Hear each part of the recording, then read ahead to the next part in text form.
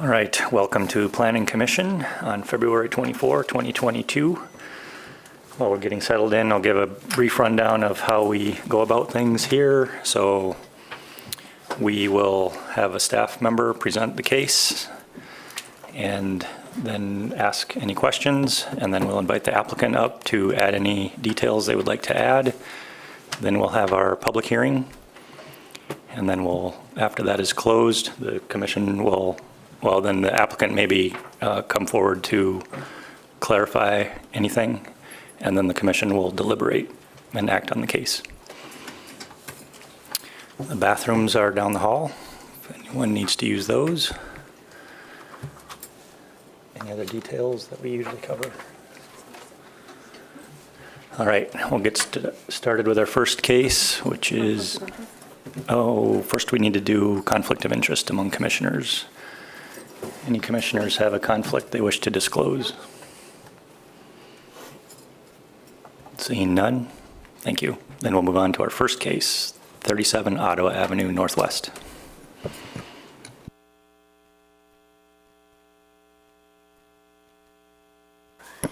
Good afternoon. So our first case is 37 Ottawa Avenue Northwest, and elements of this application that require special land use approval will include the use of a new restaurant with both indoor and outdoor alcohol service and seating until 1 a.m., as well as the sale of alcohol for off-premise consumption.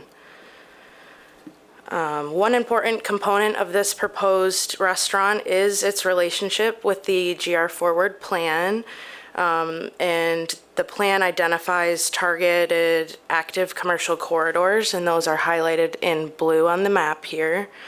And as you can see, the proposed restaurant location is well within the active commercial corridor, and essentially that just points to the need for ground floor retail and restaurant establishments. The subject property is located right in the heart of the City Center Zone District, and there are a number of establishments within this district that do currently have outdoor seating with alcohol service that operate both during the week and on the weekend. The aerial view here is a little bit difficult to see, but the proposed restaurant will be down in the southerly portion of the old Helmer building, which, just a fun fact, historically the Helmer building was actually these three buildings combined into one, but since being renovated they've been separated, and that is where the AC Hotel is now situated, to the west of the proposed location. To the north is a vacant Davenport University building with a small surface lot. And to the east, we have a multi-level parking structure. And to the south would be the Venue Tower Apartments, as well as the 20 Monroe Live venue. Also, just to mention, this is also the building formerly known as the Bob that's located just to the south as well. Let's see. So the subject property obviously has gone through some renovations since I mentioned the historical layout of these three buildings. The patio that was installed here during the renovations was meant to serve as an accessory use for this tenant space.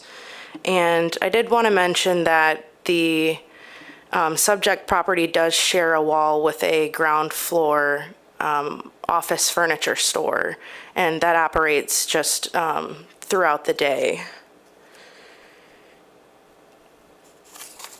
Another thing I wanted to mention here, zoom in for you.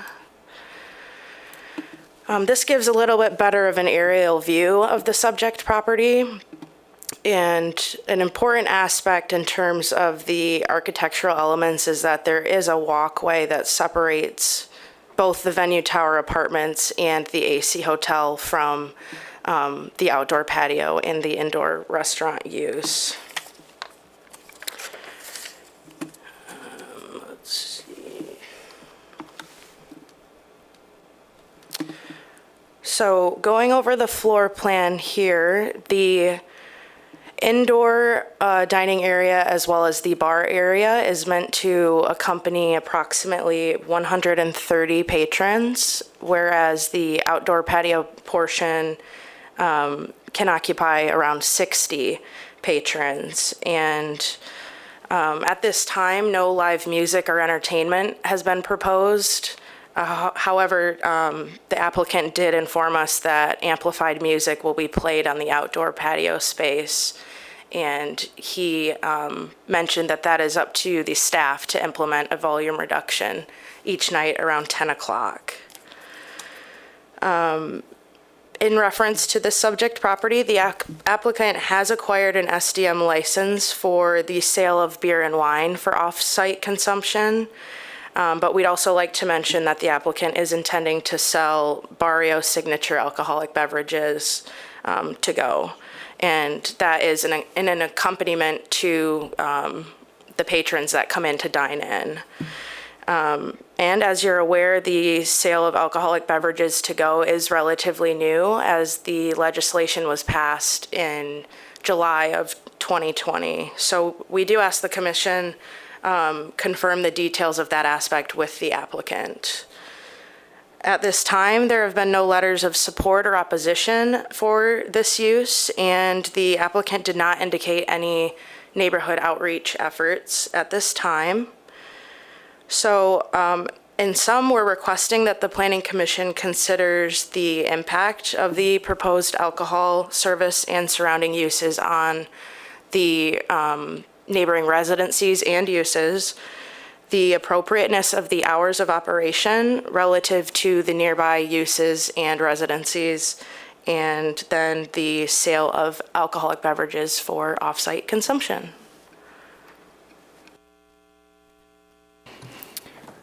Thank you. Any questions for Sarah? Yeah, I have a couple. In terms of all the other uses that have outdoor seating, do we know if any of them also do amplified music outside? And if so, how enforcement goes or things like that? In terms of enforcement, I'm not entirely certain on what the process is or what rules have been laid out for the establishments, but if I can show you the aerial view here. 20 Monroe Live and the Bob have established this outdoor, there's a container bar and an outdoor area where there are drinks served, and that typically would operate until midnight. I'm sorry, I don't want to cut you off, but I don't want you to say information that, so I'm asking if any of those outdoor seating areas that are currently active and improved also do amplified music outside? Yes, sorry. Okay. Yes, they do. Yes. Yep. The Bob had seating outside on this side that had its own version of music, and then there was live music or amplified music being played there. Yes. Okay. Thank you so much. Mm-hmm. Any other questions? All right, thank you. We'll invite the applicant up to add any other details you would like to.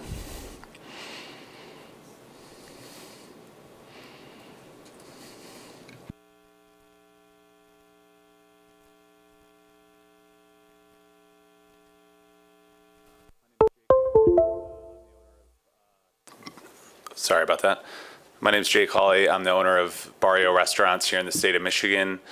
Just quick background, we're a multi-unit company based out of Cleveland, Ohio, kind of an independent franchise group, all homegrown. So I've been with our company for 10 years in multi-unit restaurant operations, very hands-on with our team. We have a really good team in place to grow really here in Western Michigan, but we've had a lot of success in East Lansing. Opened a store 2 years ago that's been, even with the the interesting roller coaster of a ride we've been on, has been wildly successful and really, proven that, we belong up here in the state of Michigan. It's been a great experience. And then last summer opened a restaurant in Traverse City right downtown as well, and we're having great success there. So couldn't be more excited to be here in Grand Rapids. Such a vibrant, community here that I think our concept and brand fits really well, especially right downtown in the entertainment district. So couldn't be more excited. Sarah did a great job, so I can answer any questions or elaborate on anything in regards to our plans or our background. Thanks. Did you do any engagement with the neighborhood or the neighbors, especially in the apartments that are right there? We did reach out. We've reached out since in hopes of keeping the process moving with the application. That's not something we did out front, but we have since, and we're actually working with our landlord CWD, who's very well connected with the community. But we're really big on being good neighbors all the way around, and the investing money into our community and supporting causes that are near and dear to our community. So that's a huge part of how we'll operate on a day-to-day basis, but we have started that process. Okay. Absolutely. And then, as far as like music and things like that, we're dedicated to being good neighbors. We understand there's residential components within close proximity. We don't, as far as amplified music on our patio, it's very low in comparison to some other places, but we'll be good neighbors and turn that down as early as we need to. But. Are you open till 1 a.m.? I think I read that. Yes. And is that consistent with other outdoor spaces in the immediate area? Yeah, so we've seen anywhere from midnight to 2 a.m. Okay. Especially just with the event traffic, we feel it's very important to have options that places, people can go to after shows and after games and things like that. So the late night is an important component to our business, and we want to be available for people that are coming down to go to those events, not just before, but after. Okay, thank you. Mm-hmm. I did find the resolution for the commission's benefit for the beer garden that was approved for the Bob. And the hours of operation were limited. Alcohol service was permitted until midnight and food service until 2 a.m. And then amplified sound was also allowed, as Sarah mentioned, but was limited to 11 p.m. Sunday through Thursday and midnight on Friday and Saturday. So that's probably the closest related facility there. Okay. Yeah, we would comply with those terms, and that's not a problem. And I also know that we've described it as an alleyway, but it is extremely active. A lot of the events that come from 20 Monroe Live, the loading and unloading, the vast majority of it does happen in that alley.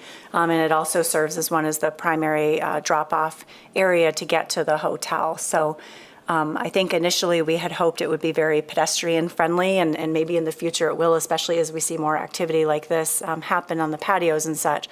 But it is a really active drive area between the two buildings.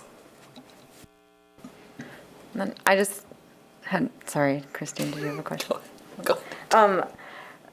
So I saw in your application kind of an operations management paragraph, and I'm wondering if there's a more comprehensive operations management plan that you plan to submit to the city, especially related to, there's a lot going on. So a paragraph is not necessarily typical, I would say, of what is submitted. And so I was wondering if you have a more comprehensive operations management plan. Yeah, I'd be happy to provide that. Absolutely. Great. Anything you'd like to see? Well, one of the things, so you mentioned being open to hiring security on event nights, but also that you don't have banquet rooms to rent out. And so I wanted to clarify what the event nights you're talking about are the events that are happening around you? Yeah. Okay. All right. Thank you. What kind of, I apologize if it's in here already. What kind of lighting, and are you going to kind of block that area off somehow? How is that patio going to be designed? Yeah. So it'll have a railing around, so you actually won't be able to access the patio unless you come through the business, through the front doors of the business. All right, I see. So there won't be nobody will be able to walk on and off of that patio. We also are just going to put some decorative lighting that we're going to string between the railing posts and the side of the building, some nice bulb lighting, but nothing that illuminates anything substantial. But But yeah, it'll be an enclosed patio dedicated to just the business, not like a sidewalk cafe where the, guests would, come and go. Okay. Any other questions? Okay, thank you. All right, thank you. Then we'll open up the public hearing. Anybody would like to comment on this case, come up to the microphone. You may have 3 minutes, up to 3 minutes. Seeing none, we'll close the public hearing. Any further discussion amongst the commission? No, I think this is a great space for this kind of use. I know that I asked a lot of questions that maybe would indicate that I don't think that's true, but I do. I think that this will add a lot of vibrancy in an area of the city that we want to be, and there are a lot of events, and I think that this use will just complement that. I will ask, in terms of the the qualifier in here that restaurant staff will lower music at a certain time. How does city staff feel about that being an enforcement issue? Would you rather it be a cutoff time in the conditions? I mean, it certainly makes it a more difficult enforcement. Typically, we'd prefer something less subjective. If we were okay to model the hours that were for the beer garden, which was 11 p.m. Sunday through Thursday and midnight on Friday and Saturday, or something similar, that would still allow for the ability for them to use amplified sound, but give us a very specific time frame by which it's either on or off.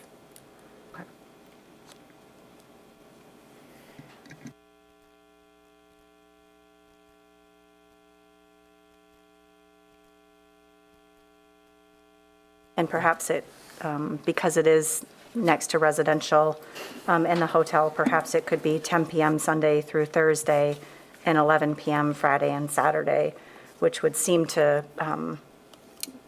be similar to what was initially proposed, but give us a little bit more certainty, especially if there's different operators that maybe have a different ideas of how to run their business than what we're seeing here today.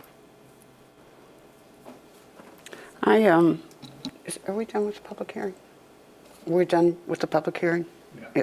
I like this project too, and we have seen all over downtown how the addition of outdoor seating has just added to the vibrancy, a feeling of community, excitement, and this is certainly an incredible location given the Van Andel and other kinds of things. So, and I like that the outdoor seating is enclosed, so they have some control over that. So I'm in support of the project. I would also add, as a downtown resident, this is exactly the type of development that drove me to want to live downtown in the first place, right? To be able to walk to these places and see the excitement. I've walking down this particular alley and always kind of wondered, why isn't there more going on here, to be honest? Like, the way it's designed, there's clearly supposed to be more going on. So I'm incredibly supportive of this. The sound reductions make perfect sense. I've been in that residential building right by it. If you can live by the Bob, you can live by some amplified sound in the patio. So. As I recall, there was a high-pressure water line in that alley, right, which is why it will never be covered over. Ooh. Interesting. Good spot. Any further discussion, or do we have a motion? Sorry, Elizabeth messaged me, and I just wanted to make sure I was clear in my statements about the 10 p.m. and 11 p.m. were specific to amplified sound. I'm sorry. I wasn't suggesting we limit the use of the patio, just the sound itself. Right, so you said 10 p.m. Sunday through Thursday, 11 p.m. Friday and Saturday? That would be relatively consistent with the Bob. I think that they were an hour later. The beer garden, was 11 p.m. and midnight. I was just suggesting, since they were initially offering 10 p.m., that perhaps the 10 p.m. and 11 p.m. was more appropriate given its location off Fulton Street. Okay. How do other commissioners feel about that? I'm comfortable with Sounds that. good. Okay. All right, I guess I can make a motion. It's the first one, so it's a long one. All right.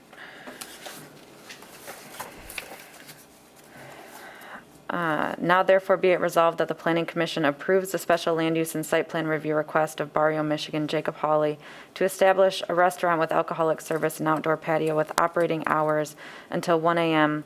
and alcoholic beverages for off-site consumption accessory to the primary restaurant use at 37 Ottawa Avenue Northwest for the following reasons. The proposed use will be consistent with the purpose and intent of the master plan and zoning ordinance, including the zoning district, because the proposed use will support the vitality of the local economy by encouraging investment, diversifying the economic base, and expanding employment opportunities. Utilize active commercial corridors, encouraging unique ground floor restaurants as recommended in the GR Forward Plan, and support public input demand for additional restaurant activity in downtown Grand Rapids as mentioned in the GR Forward Plan. The proposed use will meet the site plan review standards of section 5.12.08.e because the outdoor seating has been designed to meet all standards and requirements of the zoning ordinance. The proposed uses will be compatible, harmonious, and appropriate with the character and uses of the neighborhood, adjacent properties, and the natural environment. Because the proposed use will support the desired mixed-use character of the neighborhood, and the sale of to-go beverages is intended as an amenity accessory to the primary main restaurant use.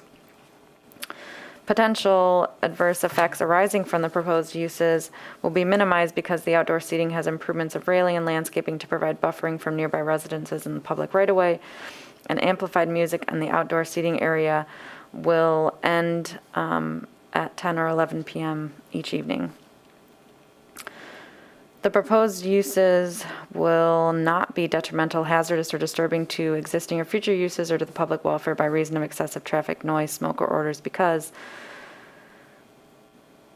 downtown is the appropriate location for the proposed uses. The proposed use will not adversely affect the walkability of the neighborhood, impair the pedestrian circulation patterns, disrupt the continuity of the urban street wall, or otherwise hinder the creation of a pedestrian-oriented environment because the outdoor seating will contribute to the walkability of the city center zone district, and the reuse of a building will create vibrancy in the district. Adequate public or private infrastructure and services already exist or would be provided at no additional cost because the site is currently improved with public infrastructure and reliance on additional public services is not anticipated. The proposed use will not be detrimental to the financial stability or economic welfare of the city because the use is not anticipated to result in nuisances that require code enforcement actions. The use may encourage other investment in the area.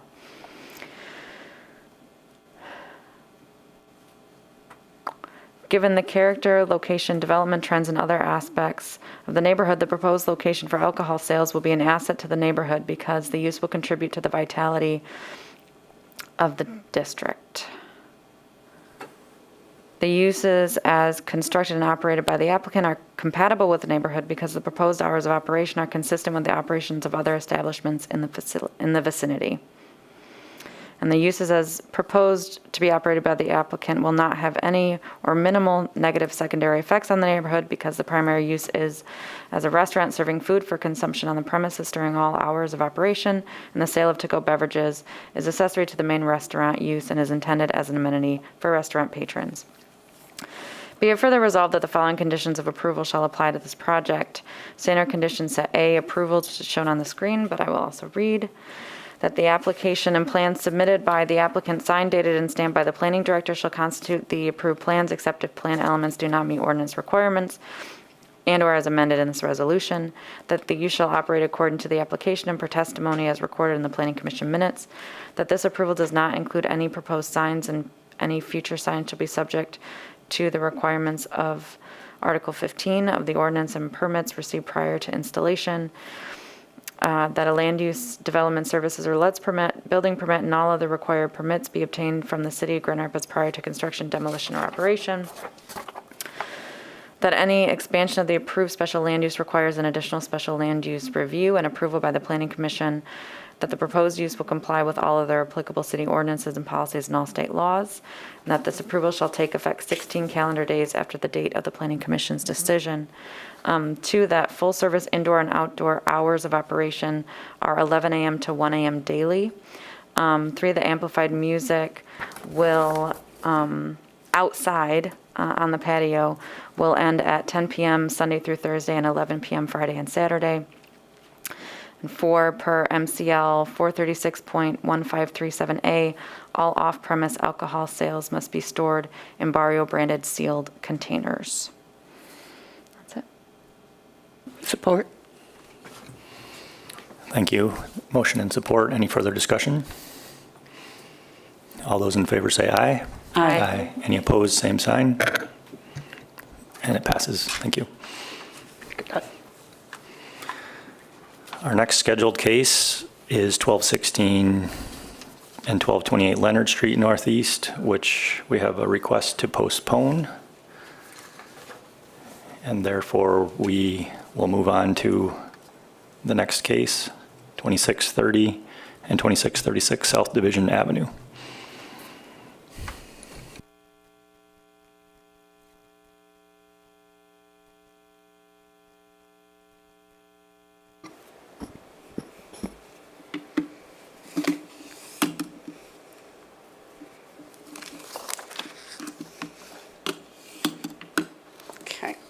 So the applicant is requesting approval to establish a vehicle repair facility at 2630 and 2636 South Division Avenue. And this is before you today because vehicle repair in the TNTBA zone district requires special land use approval. The subject property is located on South Division in the TNTBA with an LDR zone district. It says MCN. I don't think it's MCN, but at any rate, with a LDR zone district to the east. Together, the two properties comprise about 27,000 square feet. About 2/3 of an acre. The property is, the properties are improved with two main buildings. The one on the northerly lot is located at the lot line, and the other one is about 35 feet back. They are on two separate lots, but they do actually have, they are connected inside at the back part of one of the buildings. Also on the site is a frame garage accessory structure as well. That's about 700 square feet. And although we can't really see on the aerial photo, that accessory building does have its own driveway and curb cut. There's no curb cut for either of the two buildings. Access is currently off of Rosemary, and you can see that there is pavement leading to the buildings. There are 4 overhead doors currently on the building that are proposed to stay. The site does include a significant amount of green space. It's not fully developed.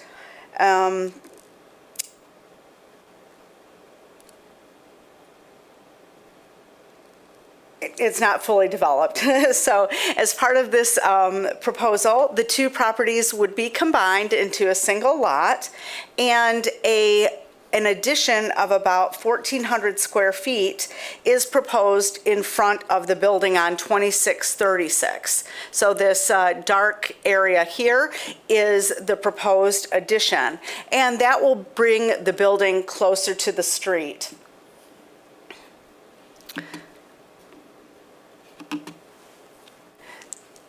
This shows the existing configuration. We have 2630, which is located at the lot line, and then 2636 is pushed back about 35 feet. On the north elevation, There are 4 overhead doors and then a loading dock.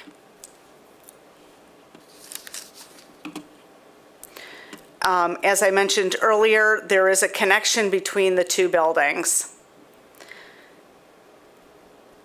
So what's being proposed is that addition of about 1,400 square feet, and that's shown on this west elevation.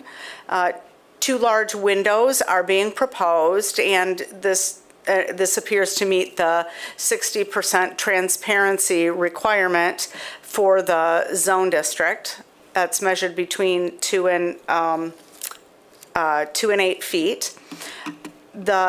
The area of the addition is intended to be used for storage, and then the overhead doors will be used for vehicle repair bays. The one door that is currently the loading dock, which I'm showing you at the upper left of the screen here, that will be turned into an additional overhead door.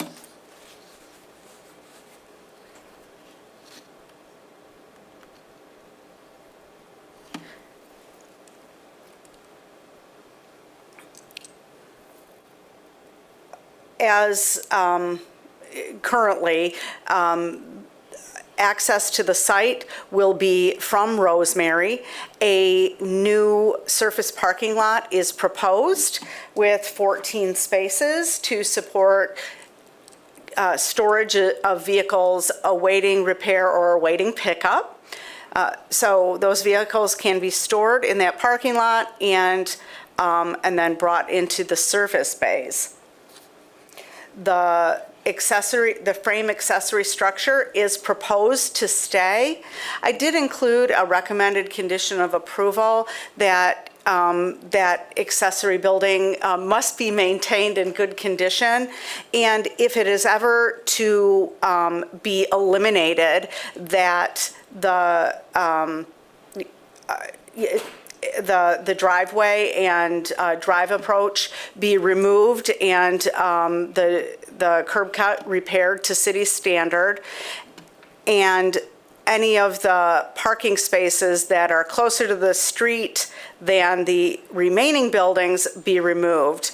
So that would be something that they would need to do. There appears to be plenty of room on the site for other parking if that needs, if that were to occur.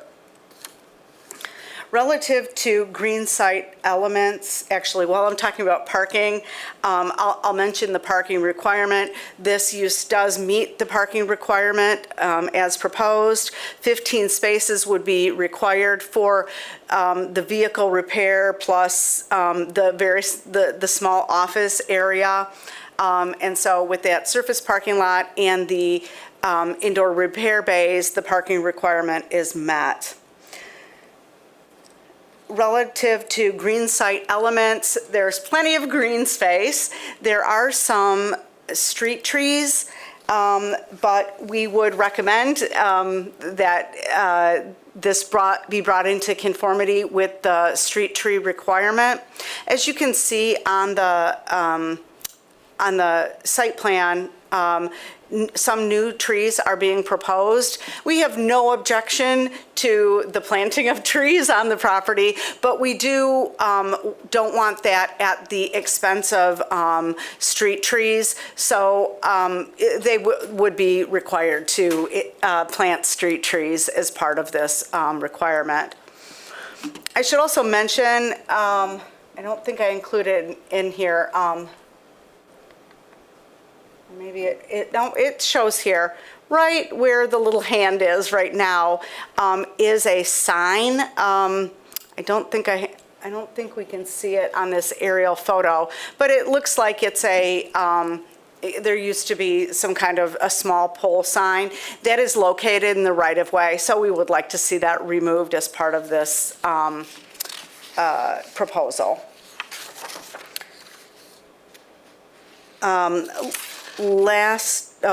two additional things. There are a number of requirements for vehicle repair uses in the zoning ordinance. This use can meet all of them, with the exception of the minimum lot size. The zoning ordinance does require an acre, 43,560 square feet. This property is 27,000 square feet, about half, two-thirds of the size that is required. The Planning Commission does frequently grant waivers to this requirement for vehicle repair facilities in the TN zone district. And I would suggest in this case, with the existing improvements on the property and the proposed parking, this site can adequately accommodate the proposed use.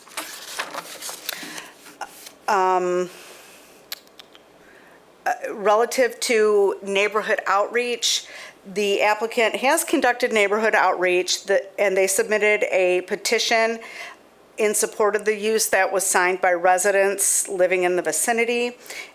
An additional letter of support was received from the abutting residential, the residents of the abutting property on Rosemary. I have not received any letters of opposition to date. So in sum, we are looking at the appropriateness of a vehicle service use at this location and the appropriateness of the proposed improvements. Do you have any questions for me before I turn it over to the applicant?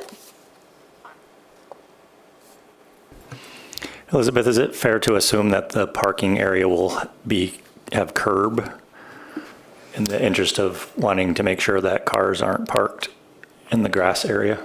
That's an excellent question. That could be something that the Planning Commission requires.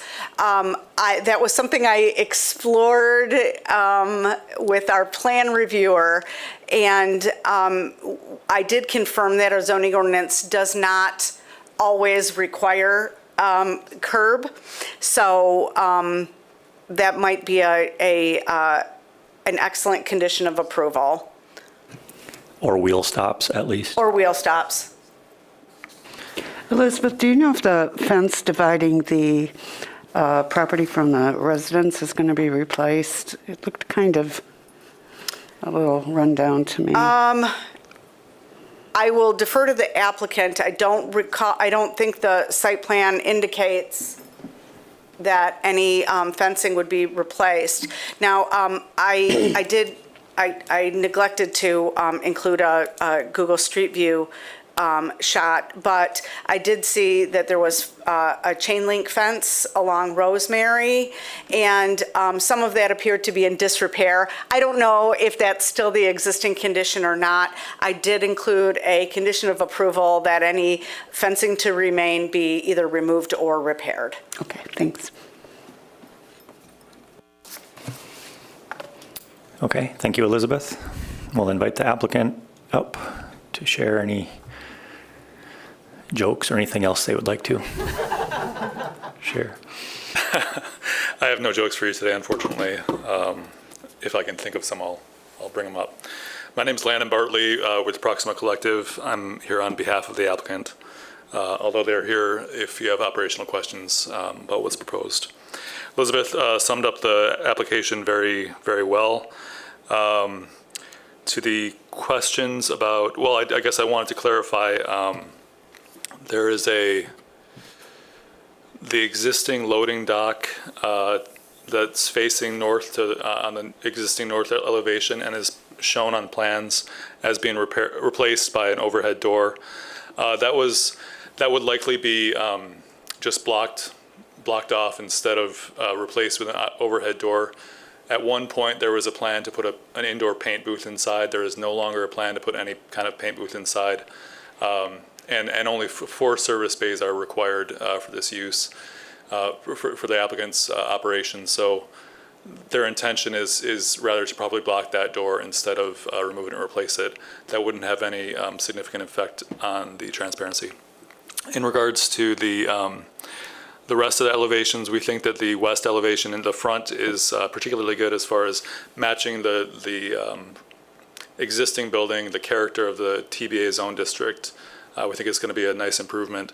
And for what it's worth, yes, this is TN area. The residential properties to the east are MCN, but the property line is a separation between those two.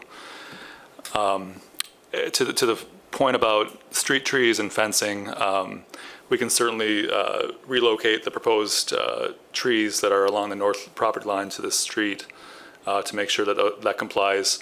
The existing chain link is not proposed to be replaced right now. If it is replaced, then it will be compliant with compliant fencing material, but it will be repaired to make sure that it's all in good condition. And I just spoke with the applicant after the last comments about the fence to the east, and we can certainly add a new wooden privacy fence, 6-foot wood, to make sure we have adequate screening from the properties to the east. There has been significant neighborhood support, as you can see in your packet, with the petition and also the letter of support from a nearby neighbor on Rosemary. Let me see.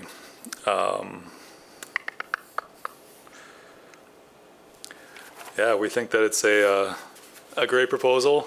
We hope that you support it, and with the waiver as requested of the lot area, as Elizabeth mentioned, the 27,000 square feet should be more than enough to accommodate this use, while leaving substantial amount of green space to make sure this is a really nice use. And operationally speaking, I should just mention that the bulk of the business is proposed to be from the dealership to the north, which the applicant also owns, but certainly they want to be able to offer those repair services to the neighborhood and other customers as well. So can I answer any questions, or if there are any questions for the applicant about the operations, that we can bring them up. Could you speak to the curb or wheel stop? Yes, point? thank you. We just spoke about that, and the preference would be to have wheel stops in each space. If the Planning Commission decides curb is better, we can certainly explore that or take it as a condition, but we prefer wheel stops. Any other questions for Mr. Bartley? Yeah, maybe it's more for the applicant themselves in terms of the garage, the frame garage that doesn't really face the rest of the operation that's happening, and with the curb cutoff division. I'm just curious about how that adds to the operation and what they'll be using that for. The intent, my understanding is that the intent is to keep the garage, repair it if needed, but to use that for part storage as necessary or as needed for the operation, as well as the northernmost bay entry that faces to the east. Those would both be used for parts delivery and storage, but otherwise that wouldn't be used for any part of this operation. Okay, thank you.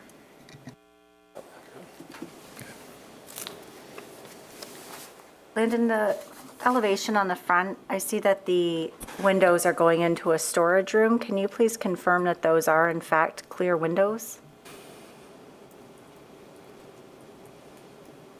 Yes, the intent, yes, those would be clear windows, non-tinted. Okay.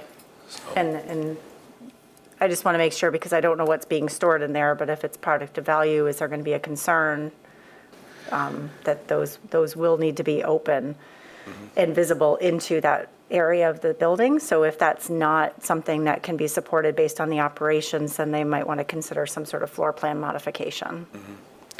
Yeah, the intent with the addition is storage for now, potential future office, but we can certainly explore ways to, I guess, maintain visibility while blocking, I guess, passageway through the windows if that were to happen. Okay. But the intent is to maintain those windows or add those windows to match the character of the existing building in the district. Okay.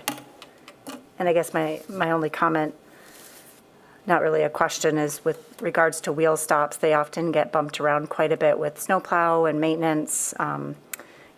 Part of the reason why these uses are special land uses is because some of the historical challenges we've had where we seem to have vehicles that move to places of the site where they're not supposed to be.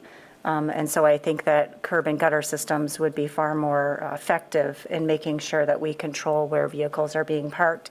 And while we may have a reputable operator today, that is willing to make sure they stay within the boundaries of where they're supposed to be. That historically has not been the case with some of these uses, which is why we have those additional criteria in place and the reason it becomes a special land use. So whether it's curb or we look at landscaping, some physical barrier that perhaps is a little bit more stable than wheel stops to provide that security and that separation onto the grassed area. Can I ask both the applicant and you, Elizabeth, are there restrictions on how long a car can be parked in the parking lot? Because like you say, parking on grass and some places I see it as more of a long-term or longer-term storage instead of just employee or stacking up of cars to be worked on. Are there any restrictions or? I'll defer to the operator whom I know better. I'm not aware of anything. I know that there are some additional requirements from the city's perspective, like we can't have dismantled vehicles, junk vehicles. They have to be plated. They have to have an owner. So that there are requirements there that might help. But as far as how long can I take before I pick up my vehicle, I'd defer that question to the operator, or Bartley if he knows. Sure.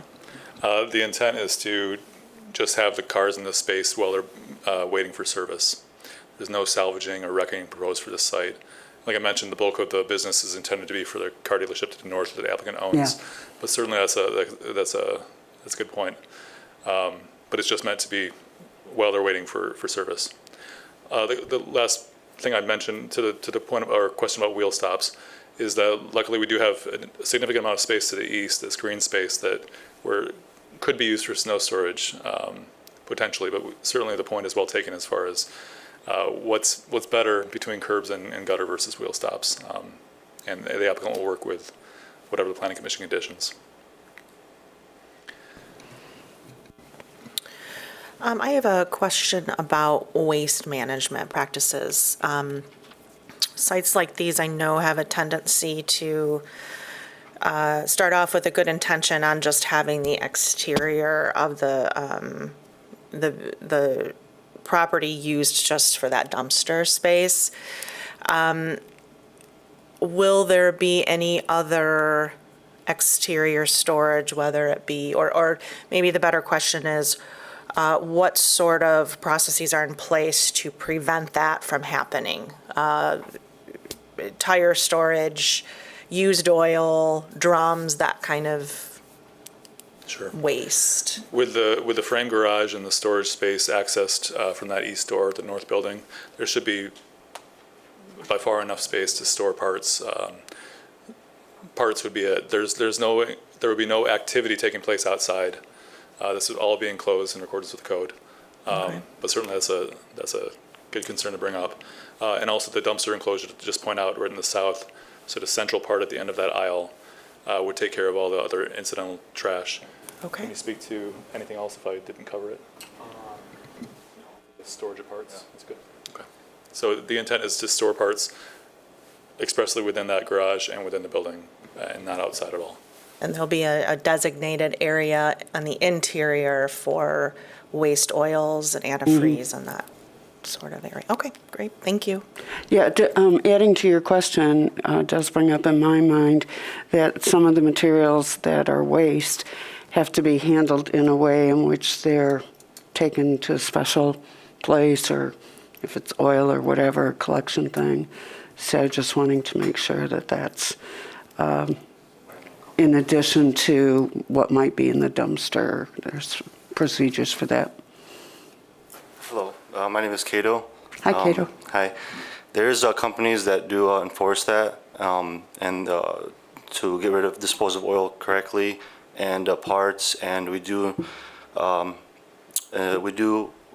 on having a dumpster for recycled parts and for garbage parts, and plus a special oil container to dispose of the oil. Inside. Yep. On those extra dumpsters on the interior? Yeah, in the Correct. interior. Okay, Yeah. thank you, just wanted that clear, okay. Thank you. I know there's the rule that allows for up to 2 vehicles to be for sale. Is that a request that is normally part of an application, or is that just a right that comes with a? Not normally part of the application, Elizabeth, correct me if I'm wrong, but it's, They own a vehicle sales operation. Yeah, they have a significant sized. Understood, but if, dealership. in the future, if they sold off this part, and we just wanted clarification, would that be allowed yeah, by right? it would be, wouldn't it, associated with the state law that allows up to 2 or 3 vehicles, Elizabeth, I believe? Generally, when we allow the sale of 2 vehicles as part of the special land use, but that wasn't requested, so. Okay. But we could add it in for, but it wasn't, we didn't include it. For what it's worth, I think to the question of future use or potential sale, I think the applicant would like to have that flexibility if the planning commission is amenable, but that's not really part of the current request. I guess if we could request it on the fly as an option, that would be preferred. Any other questions for the applicant at this time? All right, thank you. Thank you. We'll open up the public hearing. Anyone who would like to speak on this case, please come forward. Seeing none, we'll close the public hearing. Anything else you'd like to add? All right, Planning Commission discussion.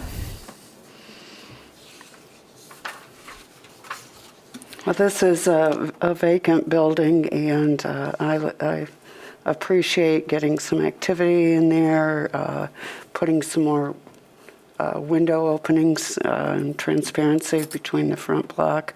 The fact that they'll add some landscaping and clean up and then offer service to the neighbors, and one that complements their existing building is a good use of this space. I agree.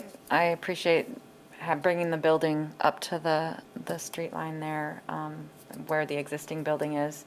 I would like to see them work with staff on a reasonable barrier between the parking lot and the yard area to make sure that we don't get vehicles parking on the lawn.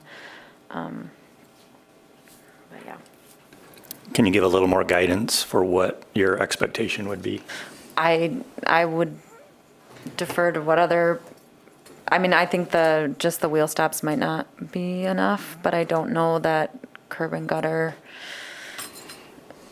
like Krista mentioned landscaping as a possibility, and maybe a combination of wheel stops and landscaping, I'm not sure. I would ask for guidance from staff on that.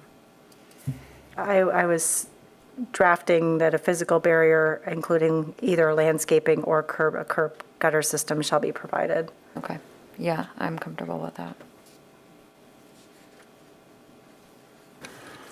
In these types of applications we've seen in the past, we often have dealt with overhead doors facing residential, which we don't have in this case. We also have dealt with oftentimes many curb cuts, and often on a major road, which we don't have in this case. We also have had, while this is not 1 acre, it's much more generous with the ability to provide the parking spaces for what's needed for the operation. So I have a hard time thinking of anything else that would be detrimental. Those are the normal detriments, and they're not a problem in this case, I don't think.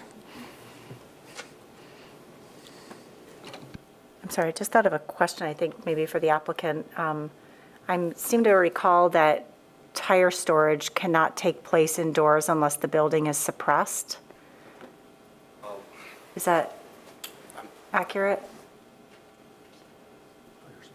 Fire suppression. Yep. Fire suppression for, For indoor tire storage? we're not necessarily gonna work much with tires, because it's gonna be more of a mechanic shop. But if we were to, then we could store them in a cage, like build a cage outside and store them sufficiently out there. Okay, I think we'd want more detail on that cage and where it would be before we said yes to that. I just know that sometimes during fire inspections, there have been tires inside. Fire department says you need to get them outside because the building isn't fire suppressed for the storage of tires. And then we are in this back and forth between zoning enforcement and fire code, building code. So So could we propose some sort of a, the intent is not to have significant amount of tire storage. If so, could we explore with staff either suppression or return to the planning commission for an outdoor storage use if needed, if we have a code? Oh, sure. I think if there's, I think for me, there should be no outdoor storage of tires. Right. And so whether that means there's no tires on site or that tires are stored inside and the building is properly suppressed, I just thought, I wanted to make sure that you were aware of that so that you're not intending to store the tires inside and then realize that you can't, and now where do you put them? Sure. So that was all.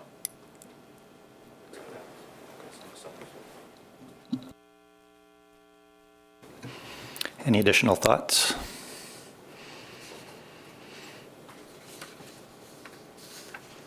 I guess thinking of other potential adverse effects, noise and odors are also a concern of ours. And because all the repairs will be done indoors, I think noise will be controlled. And odors should not, based on the description of the operation, I don't feel that those would be a problem in this case either.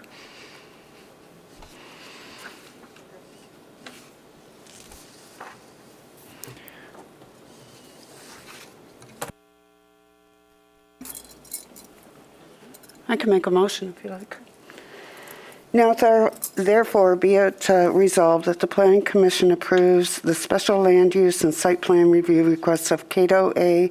Cato and Chris Cato for approval to establish a vehicle service and repair facility at 2630 Division Avenue South for the following reasons. One, intent. The proposed use will be consistent with the purpose and intent of the master plan and zoning ordinance, including the zone district, because the proposed use will provide a mix of uses in a commercial area and allow for reasonable use of the property and bring the site closer to conformity with current regulations. Two, the proposed use will meet the site plan review standards of Section 5.12.08.e because the development has been designed to meet all standards and requirements with modifications permitted by the zoning ordinance. The site will be brought closer to conformity with current landscape standards. The proposed use will be compatible, harmonious, and appropriate with the character and uses of the neighborhood, adjacent properties, and the natural environment because the proposed use will be consistent with the current character of the neighborhood, and adequate parking is available on the site. The proposed use will not have potentially adverse effects on the neighborhood because all repair activities will be contained within the building. Effective landscape screening and buffers will be provided.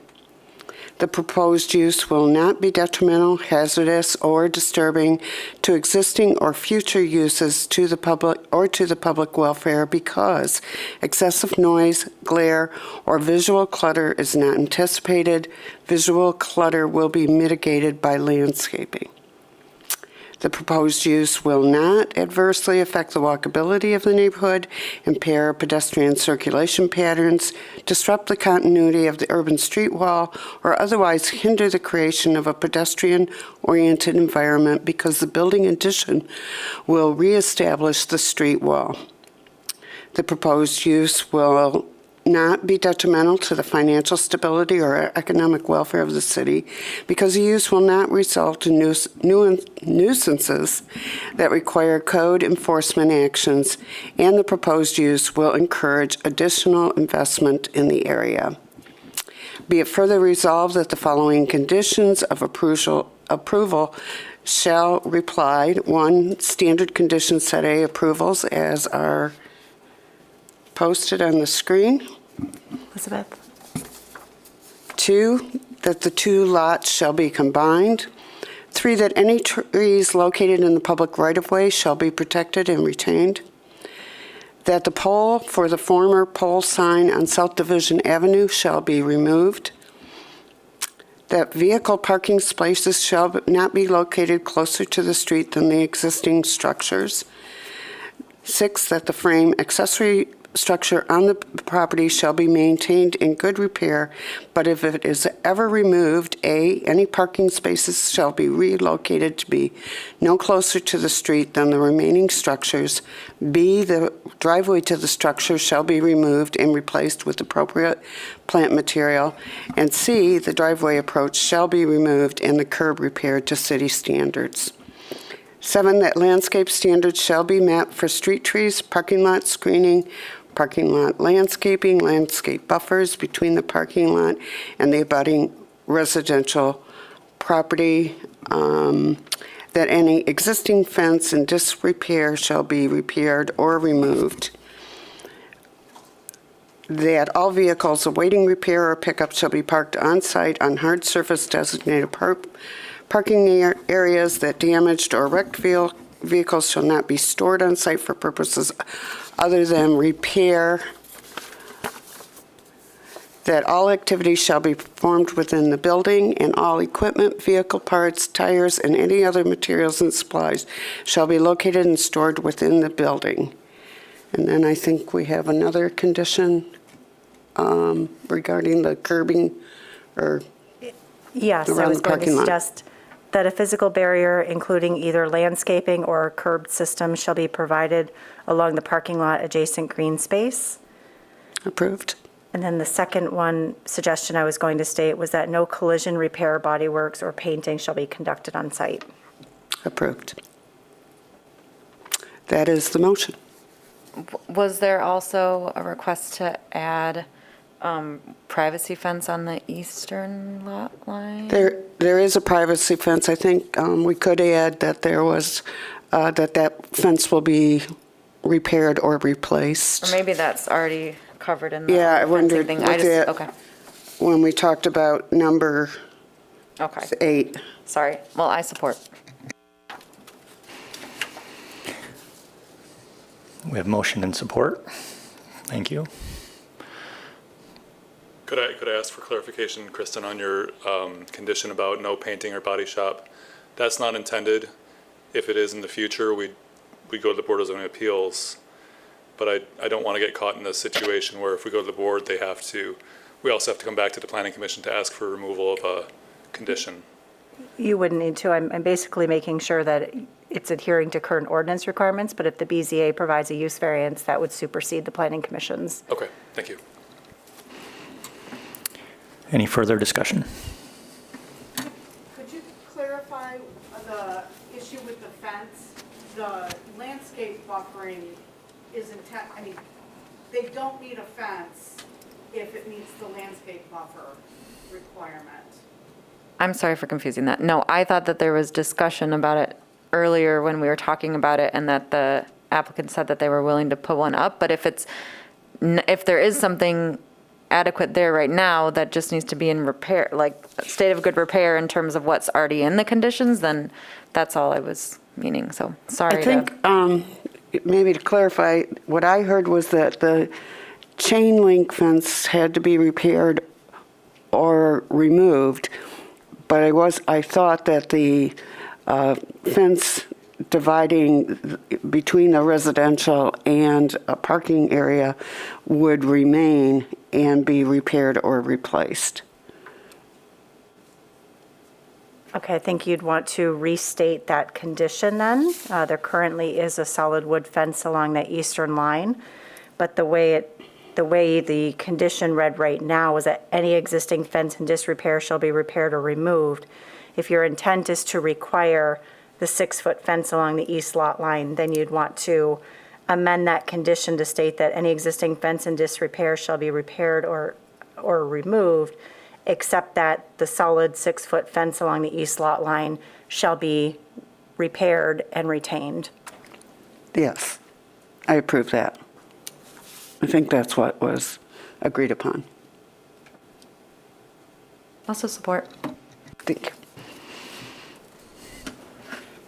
Any further discussion? Okay. All those in favor say aye. Aye. Aye. Any opposed, same sign. Thank you. I was a bit hasty when I went through the postponement. We actually would like to request that to postpone that to a date specific, March 10, which is our next meeting. And that was for the car wash up on Leonard Street at 1216, 1228 Leonard. And because it's date certain, therefore we need a vote.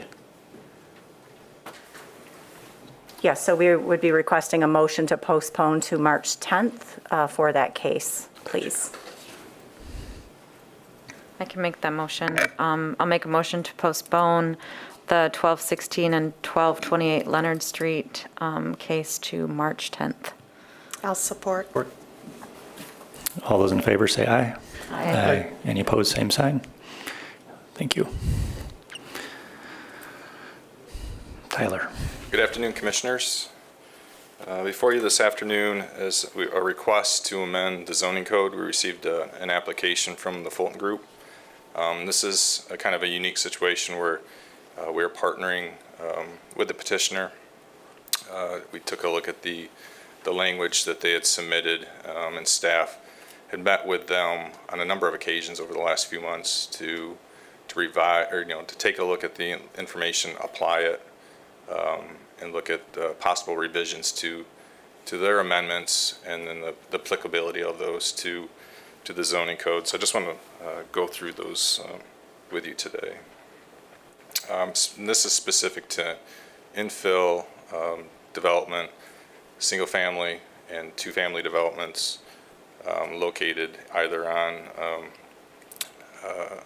a vacant lot or a lot that may have additional land available for development. So under lot widths, there shall be no less than 36 feet between the two side lot lines measured at the required front setback line or the required building line of the district in which it is located, and the requirements of the section 5.2 and 512, and must be satisfied upon the approval of the director.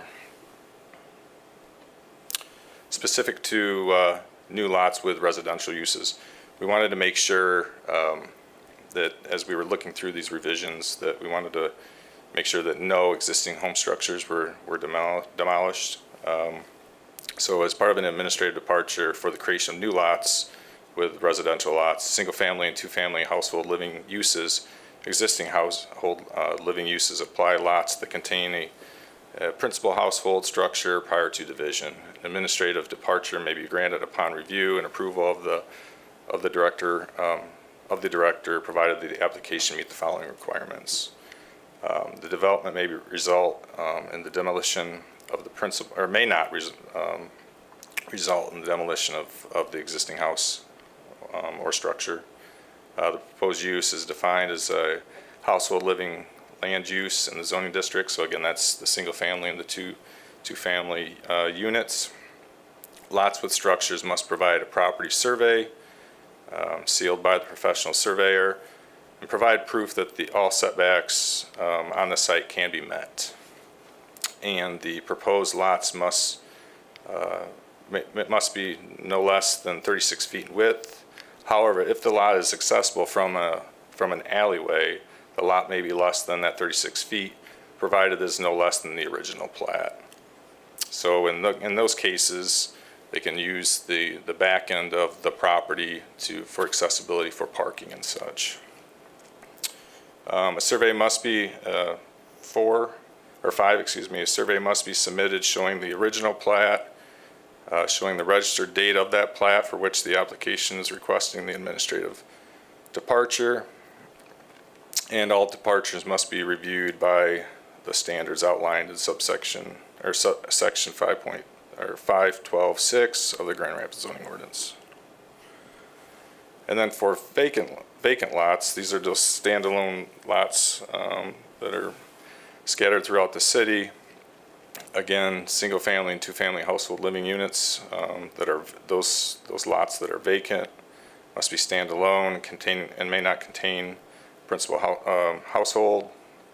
Administrative departure may be granted for the establishment of a vacant lot upon the director review. The proposed use is defined as a household living land use within the zoning ordinance. The proposed lot must be no less than 36 feet in width. It may be accessible from an alley. A survey must be submitted showing the original plat, including the registered date of the plat for which the application is requested for administrative departure. And all departures will be reviewed for those standards. And then we also added for tandem parking may be permitted for attached single-family and two-family dwellings on lots 36 feet or less. That's specific to be able to address that on-lot parking, as that may be a concern. We don't want the parking to be placed, hopefully it's not placed on that street. It's going to be located on the lot itself. And to be mindful, those two-family households as well would need to seek an SLU for those approvals. So they would be in front of the Plan Commission. So our focus for the proposed amendments would be to provide the opportunity for additional housing to meet the needs of the most recent studies, assist in eliminating the need for development variances or dimensional variances for vacant lots, support the reinvestment within our neighborhoods, and make sure we preserve those existing structures within the city. So we took a look holistically at the overall city in general, mapped out all the lots that are vacant within the city. You'll see I think it's blue. Those blue sections are typically larger lots, green space areas, areas for detention, some preservation areas within the city. The lighter pinkish color, all those buffers around the TBA zone districts, which allow for some additional densities. And then the red areas are, in fact, those TBA zone districts. And then the little dots themselves are all the vacant lots that we were able to map. So now we're looking at it from a neighborhood association perspective. We mapped out all of the neighborhood associations within the city, and we're able to identify those vacant lots. As you can see there in the darker pink, they're scattered throughout each of those neighborhoods. We then took a look at some of our planning documents. The master plan discusses the support, making sure that it's appropriate, infill development, as well as the neighborhood pattern workbook. It states in there they encourage the appropriate infill housing and for those older neighborhoods, as well as some of our ASP plans call for the infill development, trying to find ways for the promotion of the infill development. This information is from Brian Kilpatrick. Unfortunately, he couldn't be here today to speak, but he did provide me a few slides based on the Housing Next analysis. The city needs at least 5,340 rental units by 2025. And of that, 60% of the total countywide rental needs needs to be located within the city.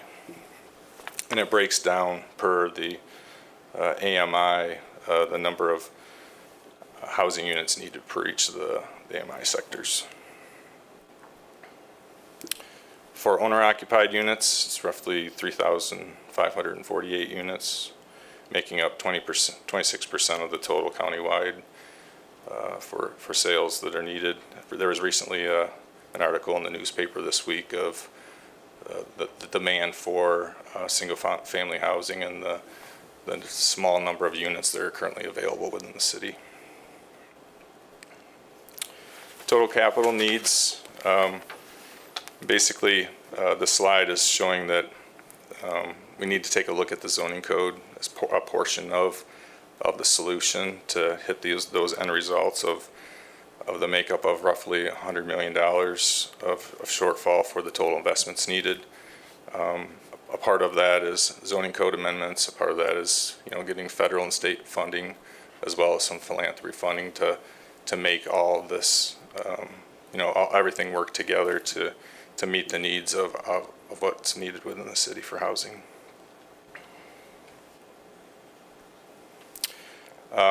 We did ask Ryan to reach out to the neighborhood associations, in which he did. He sent an email out on January 31st this year, and he received response from, I think it was, he said it was 5 neighborhoods, but I spoke to him this morning and said he's attended 6 board meetings now, so those numbers need to be updated.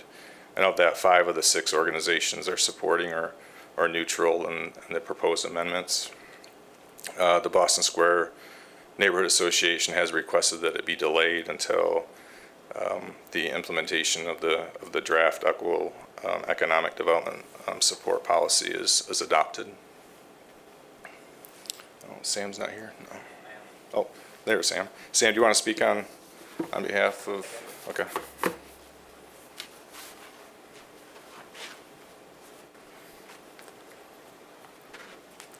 Yes, so on January 31st, Ryan sent an email out to all 30 of the neighborhood associations on the city's neighborhood association contact list. And we heard back from 5 of those, as well as the South Division Granville Corridor Improvement Authority. So we attended 6 presentations, and we gave 6 presentations to those groups. And like Tyler said, 5 out of the 6 had either positive or neutral feedback. Boston Square had positive feedback, but they were very clear that they wanted to ensure that the racial equity was taken into consideration. Comments included, this seems like a pretty obvious fix. If anyone has any questions about the neighborhood outreach, I'm happy to answer. My name is Sam Callan, and I work with Ryan Kilpatrick. That's with Housing Next, Carol. Thanks, Sam, appreciate it. So I do want to circle back real quick. As staff was reviewing the amendments or proposed amendments, Ryan Kilpatrick was sat in those discussions and was able to provide feedback, as well as Lene Wells, who is representing the Fulton group. So there were a number of meetings that we had reviewing these and going back and making adjustments after applying some of these standards. And in particular, what triggered or what required the submittal of the application is the property at 102 and 103 Charles, and I'd like Lene to be able to speak on behalf of that project in general. Thank you, Tyler. Hi, everyone. My name is Lene Wells. I'm with, one second, dropping my pen. I'm with Align Planning.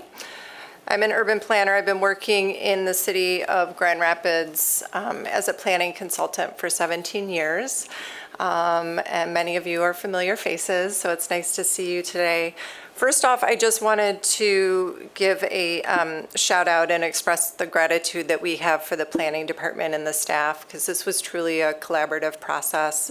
I remember Elizabeth saying after one meeting, like, we're on the same team, you know, and we are. We're trying to work together and really help to implement a lot of the area-specific plans that Tyler mentioned. You know, you mentioned the Boston Square one. You quoted some of that. Of course, the city's master plan. I worked on the Division United plan, which spanned 3 different municipalities, and we did an intensive zoning analysis as part of that. And some of the changes that are proposed today were included in the implementation of that plan. You also have the South Division area-specific plan and other plans that talk about neighborhood character, increasing housing supply. And when we think about racial equity too, and I'm glad Tyler brought that up, anytime we can remove those barriers to entry and offer more opportunities for people to be to participate in the development process, that is helping to level the playing field. And these amendments would help with streamlining infill development within the existing neighborhoods, and it would not result in the removal of existing housing stock. Really, the focus is to identify parcels that are large that maybe had been combined. In the case of Charles, originally, as you can see, the plat were 40-foot lots. Over time, that lot number 103 was combined with the adjacent lot, and the applicant today is desiring to remove that combination, take it back to what it originally was platted as, and build a two-family unit or attached single-family unit. Historically, there was a two-unit house there. The neighboring houses are also two-unit. But our current ordinance, because we had, and this is one of the amendments, we had distinguished established areas in our community and non-established areas. So non-established would be more of those green fields where development doesn't exist today. The established were these neighborhood platted areas. Well, in established areas, to determine the lot width for a two-family, you need 130% of what the surrounding median lot width is. So what that was resulting in is what I would call these like bloated lot sizes. And when you have these larger lot sizes, you're going to have larger buildings. And I think people are reacting to infill that doesn't look like what is there today, purely because we have these larger lot size requirements, and then we have these larger buildings. So we'd like to roll that back and recognize that there is an existing pattern. These plats have been in existence for decades, and how can we better integrate infill into a current pattern of development? So I'm happy to answer any questions. I think a few other advantages to this, and I mentioned the just sort of it reduces that barrier to entry. You know, there's always this psychological, financial, and time commitment that goes along with coming before the Planning Commission or the Zoning Board of Appeals or even City Commission. And that in itself can be very intimidating to people. And so by making this more of a streamlined process, working together with the development team and the planning director, that will help reduce those barriers. This also enables infill, and we all know that infill is taking advantage of the existing infrastructure that we've already invested in as a city. Our streets, our water, our sewer, all of that is in place, and the more users we have, the more revenue we have for maintenance and ongoing projects to those facilities. It supports our business districts. Again, having more residents within walkable neighborhoods supports that goal. And then again, as I mentioned, we're responding to the development pattern and not imposing these artificial larger lots that are not consistent with the current urban form. So we're happy to answer any questions. If you have any specific questions on just this one case study, know that there are other case studies out there. Many never even get to the Board of Zoning Appeals or the Planning Commission because people just kind of put up their hands and say, we can't do this, we don't have the time, we don't have the money. The uncertainty is preventing that type of development. So we look forward to your positive feedback. Thank you.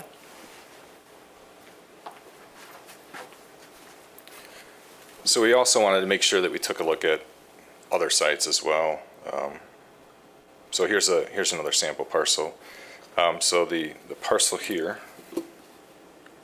this one here is what's identified over on the original plat. So that lot is 51 feet in width. At some time, they combined the two lots together. And you can see in these other lots as well as this one here where they just got the driveway. They never combined it, but it's used by the homeowner to the west there. So it's trying to maximize the existing lots that are available.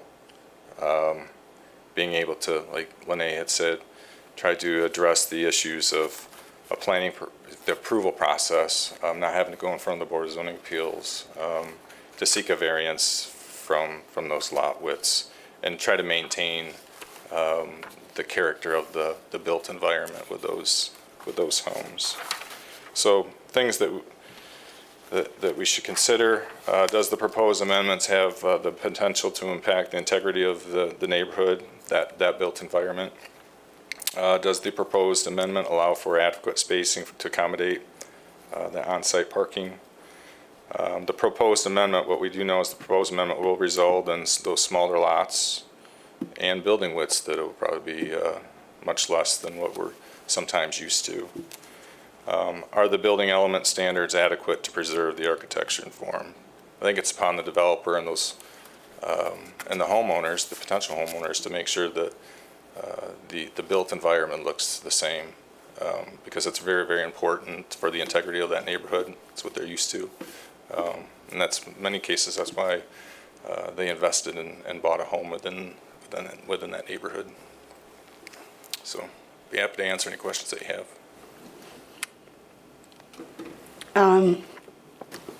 In your inventory analysis, do you know how many approximately lots there are in the city that meet these kinds of standards or could be developed?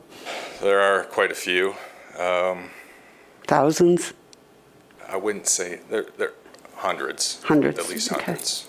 Okay. There are, so we've got a spreadsheet of them, and I started, pouring through them. We do have parcels that are very small, that are like just remnants of a subdivision. So we need to pull those away from that as well. They're probably 600 or 700. That's significant. And then I would assume that under that the style or of the housing would have to be consistent with the rest of the neighborhood, as is often the case for new building, right? It not necessarily has to be consistent with the neighborhood, but it does have to meet the building element standards of the zoning ordinance. Okay. And then in cases where there is historical commission, it would have to also meet those Oh, of course, reviews. yes, absolutely. Of course. Those standards probably more closely align with existing building form, but in our residential zone districts, the building element standards really provide some specificity about transparency and building materials, but there's a variety of architectural styles that can be done within those same form standards. Good. Yeah. And yes, I understand that.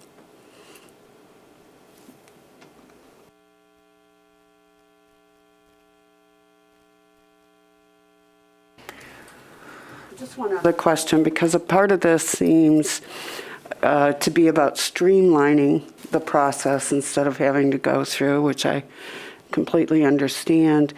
Do you have an idea of how many do come forward and get this variance in a given year? Or has any data ever shown what that is? We do track variances, but I think we've only had a handful a year in truth. But I do think, like Ms. Wells stated, is that many don't even come before the BZA, because when we meet as staff with the applicant, we really look at the standards by which a variance must be granted under. And that's a high bar. Yeah. And so there's a lot of cases where, we as staff couldn't confidently say that the applicant even had a chance of success, because it simply doesn't necessitate, there's no practical difficulty with the lot. It either is reasonably used or it can be reasonably used. And so it's really looking at what is the policy of the city, or what is the future vision of the city relative, in this case, to infill development.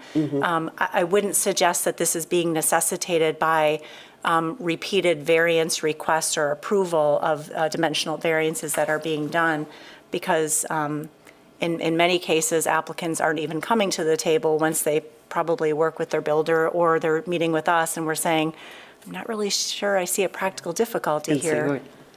What I say is, the I want because I want doesn't get you a variance. That's right. So, Thank you. Could you speak to the timing of this request, knowing that the master plan process is underway? why now versus waiting till getting through the master plan process? Do you want me to take the first stab at that, or, okay. So historically, this similar conversation came up in terms of looking at our lot width and area requirements for our residential zone districts, both through the Great Housing Strategies work that the city did in 2015. You'll see reference to the need to look at these requirements, as well as, I believe it's 2017, the Housing Now initiative. Admittedly, at that time in 2017, when we had the conversation with community about these lot width and area requirements, in the end, City Commission looked at this and said, and I'm paraphrasing, of course, we are literally about to embark upon a master plan. This is a really good conversation to have as part of the master plan.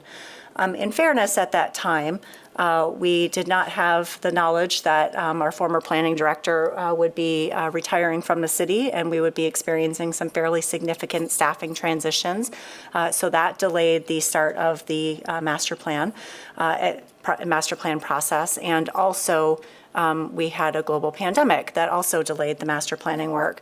And so there was these really critical things that happened after that decision to say, let's wait for the master plan. So at this point, we're looking at our community master plan adoption to be approximately 2024.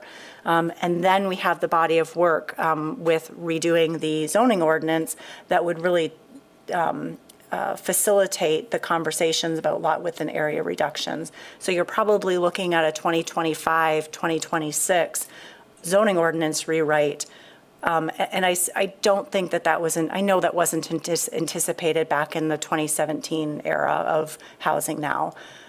So I think timing is a little bit awkward from my perspective, and that is in large part why the planning department has not initiated any major policy changes, because we did have those conversations. But you'll note that we recently did look at our TBA zone district standards, and one of the discussions we had was we have a housing need now. We have different things that are happening in our community that need to be addressed. I'm sorry, I'm looking this way, apologize.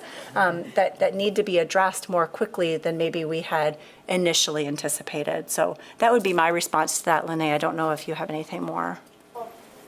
No, I think that was a really great response. And then the other part is that we have been doing these area-specific plans and doing these neighborhood and business district level conversations around land use and zoning. And so I think that we've done a lot of work since 2017 to put us in this position where we can do this type of like surgical amendment to the zoning ordinance that will potentially have a really great effect in our housing, in the provision of housing and in our neighborhoods.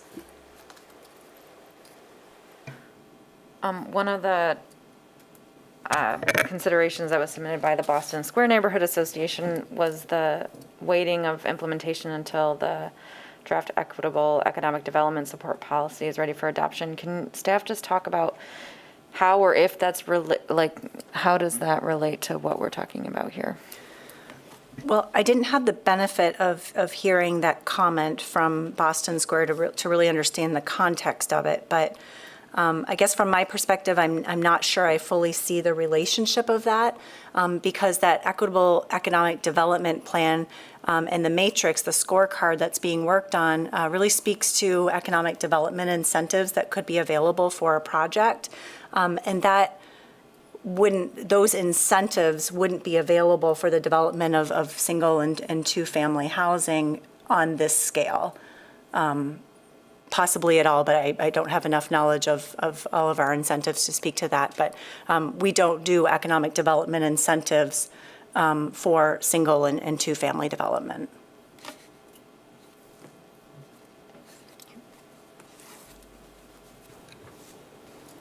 All right, we still need to do our public hearing, so any other specific questions for the applicant at this time? Okay, then we'll open up the public hearing. If anyone would like to make a comment, please come forward, state your name. You have up to 3 minutes.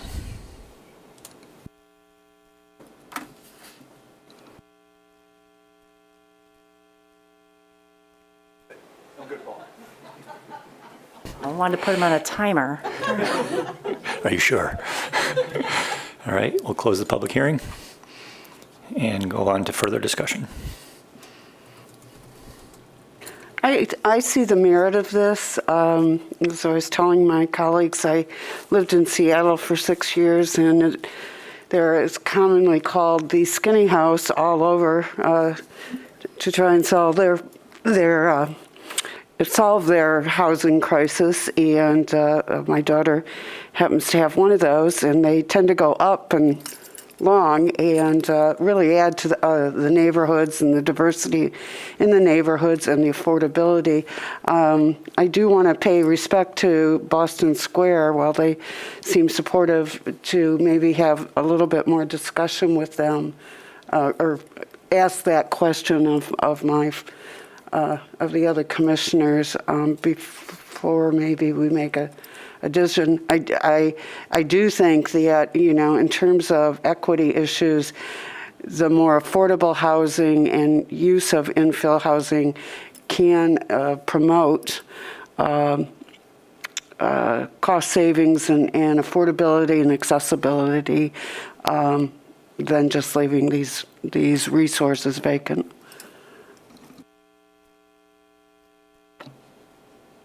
I think if I could just back up a little bit, I think it's important that we make it clear that we're not changing the lot width and area requirements or the lot width requirements of the zone district. What this is really doing is giving staff and/or the Planning Commission for two-family a tool to determine whether or not a reduction in a lot width is appropriate. And Tyler did reference some standards specifically in 51216. And those are standards that city staff is required to look at, much like your special land use standards, to look at and say, is this appropriate? And that looks at, what is the intent of the zoning ordinance? We look at neighborhood compatibility, any environmental constraints that need to be considered, our public facilities. So it's not, we don't have to approve that. And if staff has any concern associated with the request, we can say no, in which case they would have the right to see the Board of Zoning Appeals to appeal that, or they have the right, or city staff could have the right to say, I'm a little uncomfortable with this, I'm on the fence, I think we could benefit from this being a public hearing, and I could effectively transfer that authority to the Planning Commission, hold a public hearing for consideration. So in some of the early conversations that we had with Ms. Wells and her team, really looking at the context, and we felt like the original plat was best supporting what is the original neighborhood pattern. It's not perfect. We've seen a lot of changes over time, of course, but looking at that initial pattern of development that many neighborhoods still respect, not all, are consistent with, I should say. And so looking at where those are, we have some thresholds with the 36-foot number. Shoot, I lost my train of thought. So my point being is that there's some controls in place for us to make those determinations of this is appropriate. It's an administrative departure. It's not changing the underlying requirements of the ordinance. In most cases where we've seen some, greater concern associated with density, in which case it comes to the Planning Commission, we're not changing the process. I would have far more significant concern with an amendment being proposed if we were asking for it to shift from a special land use, which includes a public hearing, to a by right development, which is a staff level. Well, I understand that does result in more process for an applicant. I think that giving the ability to even consider the request under reasonable standards, meaning, my apologies to the Board of Zoning Appeals, but those standards are far more challenging. So this gives the ability to at least consider character and context with a community input is still really critical and still will happen with this use. It still requires all setbacks and green space requirements to be met, all building element requirements. So none of those other controls, again, are being modified as part of this. So I really look at this, I like the surgical comment that Lene mentioned, that really looked at this as kind of a narrowly tailored approach for us to allow for some incremental infill development that doesn't support demolition or displacement of existing families or homes. But make no mistake, this could have some significant impact. I think Tyler mentioned there's hundreds of properties that we know of today that are vacant, but what we don't know and just wouldn't be an exercise I think we would have the capacity to do is how many extra wide lots do we have that could be split? There could be hundreds of those too, we don't know. So my point being is that although this is a narrowly tailored approach that I think has proper controls, there's still some significant impact, which depending on how you look at it is a good thing and that we could see some infill increased density, but there could also be some concern with the neighborhood form changing. So that was a long-winded comment, I'm sorry. I just wanted to make sure I got that out there for your consideration. I mean, with that in mind, does staff feel like there has been enough time to engage the neighborhoods and community around this issue? I mean, I'm all for things that we can do to increase housing and reduce barriers for that, but do you think the neighborhoods have had enough time to consider it? Yes and no. Going to 30 neighborhoods to have a conversation about zoning is a labor of love, right? It's challenging, and that takes a significant amount of time. We do the best we can with the capacity, the resources we have. We have reached out, we've notified. I think where the greater concerns will come with an amendment like this will really be specific to increased density, meaning the two-family forms where we have more traffic. If it's 2 units with 4 bedrooms apiece, I can see how neighbors might be a little more, but again, the Planning Commission doesn't have to approve that. It's still a public hearing, it still comes. So I like the fact that where we might see more concern, meaning associated with the two-family, we still have that project-by-project discussion and that additional engagement that could take place in the future. I just wanted to also clarify that comment about the setbacks too, right? A new lot you'd have to prove that you could meet all the required setbacks. There might be instances, and say for that example that we showed where your lot lines or the setbacks might be constrained on the resultant lot, but that they wouldn't, we would have to make sure that the setbacks apply to both, but that we're not increasing the degree of the non-conforming situation. So you're talking about when lot lines are basically at the edge of a house existing? Right. Yeah. We may not be able to solve some of that, but we wouldn't be making it worse. Regarding the building elements, it doesn't seem to me that those are inadequate in this case. Does staff respond to that question in particular? Well, I had a professional colleague once tell me that, bad architecture is just bad architecture, and no amount of form standards in an ordinance is going to protect us from that. I think that we do have fairly prescriptive form standards. Where we're flawed, I suppose, is, I can go to Home Depot and buy 6 different styles of windows and still meet the transparency requirement, but it's going to look bad because it's 6 different style of windows that I got on sale, right? Like, shy of becoming a true form-based ordinance, which is not something that we made the decision to pursue back in 2008. I don't know how to fully say it's 100% going to look exactly like what's there, or everybody's going to love the look of it. For me, one of the flaws of the form standard, in my professional opinion, is that we don't have any controls on the roof pitch. However, that said, that was a conversation that did take place as part of the last neighborhood pattern workbook last master planning process, and that wasn't something that the community wanted. I always struggle where we have, the 612, 812 pitch roof, and then we get a 412, and it's perfectly appropriate under building form requirements, but it probably isn't going to look what I would consider good architecture or consistent with the character. So that's probably the two things that I'm challenged with our building element standards. But like I said, to be more prescriptive, I'm not sure will accomplish what many of us might consider good architecture. And the question is, would these changes make that any worse?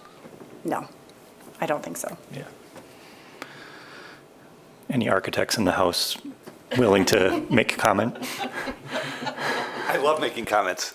Greg Metz, Lot 3 Metz. Paul, by smaller houses, makes bad architecture smaller, so it's less able to see it. And let's hope we don't get any.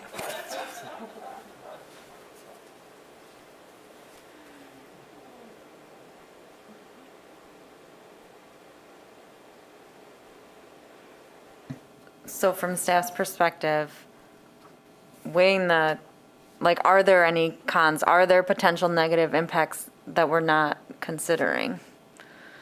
I mean, we've talked about the infill development maybe being pretty significant in some neighborhoods, but in terms of, other things that we haven't talked about, is there? Well, again, I think that's really going to depend on your perspective. I'm not sure that all neighbors will consider more density or more infill development a good thing, right? Because it's increasing traffic and other NIMBYism type comments that we hear at Planning Commission routinely. I think that this does have good parameters in place to make sure that we're mitigating impacts. And I do think that it's important that we keep in mind that we have a critical housing need that we have quantified through the Housing Next work, through our housing needs assessment. How do we get there? If we're not willing to accept some change in all neighborhoods, the fact that this is more surgical, that we're looking at our vacant lots first, it's only specific to 1 and 2 family, that we're not looking at demolition and displacement and large, we're not facilitating the construction of large structures where I think could be more impactful and more changing relative to the character of a neighborhood. But, any change can be challenging. So when we see these infill housing and housing that are on smaller lots and smaller than maybe the typical lot in that block, I think we will receive some pushback on that. So I feel like I answered both sides. You can argue that both ways, right? But I think it's a reasonable and measured approach to try to accomplish the larger goals that the city has set out with our housing needs. Yeah, I guess, my perspective is that we want to increase the amount of housing, and so that infill development helps us with that. And so I guess my ultimate question was is there a chance that this doesn't do that, or that it could even do the opposite? And what I'm hearing is no, that this wouldn't prevent in any way the development of additional housing or that kind of thing. I wonder, that's what I hear too, and in the absence of at least 6 associations reviewing it and not having a problem with the one exception about the equity study, and not having anybody here actually speaking up against it, I think that I might feel comfortable voting on it today. Yeah, I am too. I just wanted to clarify what I was asking. I just wanted to make sure that the goal of this is to lower barriers to infill development and allow for smaller scale where it aligns with the original plat. Yep. And making this, or recommending this change to the zoning ordinance would not have, staff has had enough time to review and go through and make sure that this wouldn't have some kind of adverse effect that would do the opposite of what the goal of it would be. So I don't believe it will have the opposite effect. I mentioned that this will have change, will result in change, and we have to be prepared to accept that if we're going to address the housing needs that we have. The applicant has been very gracious in agreeing to work with us and agree to the suggested changes that we had to the amendment. I believe this was submitted late August, if I remember correctly. And, you know, it's a new process for us in that I can't think of a time that we have previously received a request for a zoning amendment from an applicant. And so on the surface of it, sounded, you know, oh, okay, we can receive that. But then once we got the the amendment, and looking at that through the lens of all of the other chapters, we did have a lot of changes and a lot of concern about how does this fit in and where are the conflicts and what needs to be changed and what needs to be changed that we have an applicant that would still accomplish what their ask is.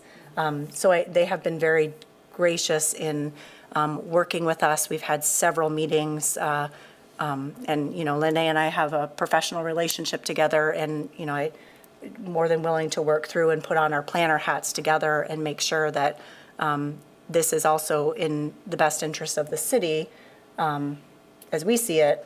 Of course, it's a policy decision, though. So, yeah. Isn't it true that this will then go forward, be recommended to the city commission as well? Yes, this is a recommendation to City Commission. City Commission is not obligated to hold a second hearing. We would look to determine whether that would be necessary or desired or not. So I can't speak for City Commission as to whether or not they will set a public hearing, but this is recommendation to City Commission. So you have a choice if you feel like you need more information or more examples. We are missing 3 commissioners that we could take up this conversation at our next Planning Commission meeting. Or if you're comfortable, you would have every right to make a recommendation, whether that's in support or opposition of this amendment, and we would take that to City Commission for consideration. I'm comfortable making the motion. Before you do, let me just ask, is anybody feeling like they need more time? Right here. Honestly,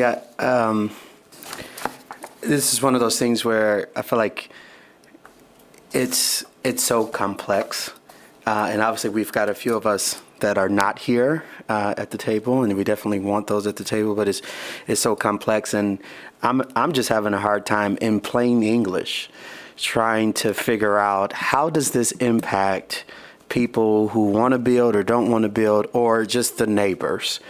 And I've been sitting here the whole time listening and hanging on everywhere, and I have no idea what the impact of this would be. So maybe just, for me at least, in plain English, what is the impact? Okay. Tyler, could you please go back to the other example that you had up on the screen? Thank you. Okay. So, do I have a laser pointer? Oh, it's on the pen.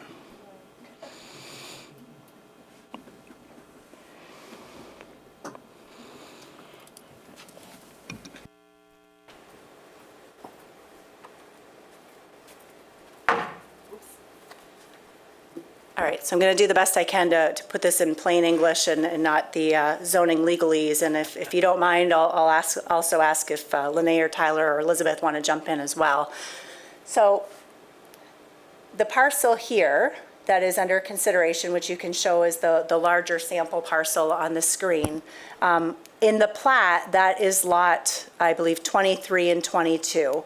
The original plat was at 51 feet. So when the city was created, we anticipated parcels, single-family parcels, probably to developed at 51 feet wide, and that each parcel or each lot would have a home built on it. For some reason, this owner here at some time decided, you know what, I don't want a neighbor. I'm going to buy that extra parcel and have 2, so I have an extra wide lot.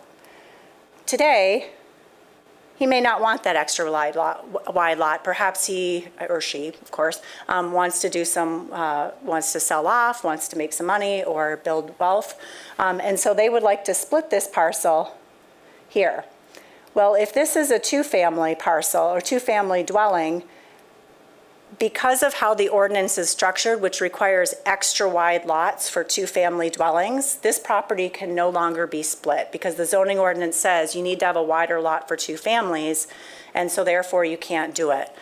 This amendment would say, well, let's back that up a little bit. Let's look at character, let's look at context. And by character, I mean the form of the neighborhood, not the people that live there. Let's look at the form of how this, of how the buildings are used. Let's look at what the buildings look like. And perhaps it's okay if this structure is a two-family dwelling, and we still have the opportunity to split this, what looks like a side lot, an extra wide side yard, and split it and then build another structure, either a single family or another two-family in the side there, so that we can see that pattern of development, we'd go replicate what the original plat was looking like. So this structure would be, in theory, lot 23. The new lot that gets created would be what was previously platted as lot 22. And then we'd go 21 and so on. And so we'd kind of look at that cadence of how this neighborhood is currently constructed. And the ordinance would give us that mechanism to say, you know what, this extra wide side lot is no longer necessary. We're okay with the fact that this is a two-family, for example, a two-family, and we want to add another two-family to the side because the proportionality and the pattern is still consistent with what we have today, that it won't materially impair what's happening on that block. It would also allow for us to add units to the neighborhood, and perhaps that increases the affordability of the neighborhood generally by adding additional housing units. Work to add units to achieve the goals of the city, which is what Ryan Kilpatrick's study, where we said we need 5,000 rental units in the city within the next 5 years. So we'd be adding 2 more rental units. And because it's an extra wide lot, and because of the way the ordinance is crafted, there's no demolition that's happening. We're not saying, well, we're going to tear this building down and build 6 units, or nobody's getting displaced. We're not losing any existing structures from that neighborhood. Did I miss anything? Okay. So that's not the legalese, but hopefully it at least was kind of that scenario-based. Did that help, Lawrence? No, that worked for me. That I understood all of that. That's perfect. So, I mean, essentially, we're giving people the ability. Let's say if they wanted to, for this case study example, if they wanted to sell that other half of the land, they do 2 things. Number 1, generate wealth for them and their family, and then number 2, provide opportunities for more housing in the city. I feel like you said that so much better than I. Yes, you're right. Win-win. So it gives the tool for us to be able to do that. Yep. Without all the red tape, without all the conversations, it just gives the city the ability to just go ahead and make the decision that actually impacts people's lives positively. If I have to concede that zoning ordinance rules are red tape, then yes. Except for 2 families that would still have to come before Planning Commission. That's correct. Perfect. Yeah, so we'd still have So that. you're not putting us out of a job. We'll still be here. Probably giving you more workload, but yes. And like I said, we're not changing process, so we'd still have that public input or neighborhood notification process for the 2-family dwellings, which generally speaking, when we have increased density, meaning more than 1 unit, is where we tend to get more reaction from neighbors. Because how many bedrooms are in there? How many cars are there? What does it look like? Because sometimes two-family structures are bigger in scale and massing to accommodate the 2 dwelling units. So we have that project by project based input that will still be received. Perfect. Did that help?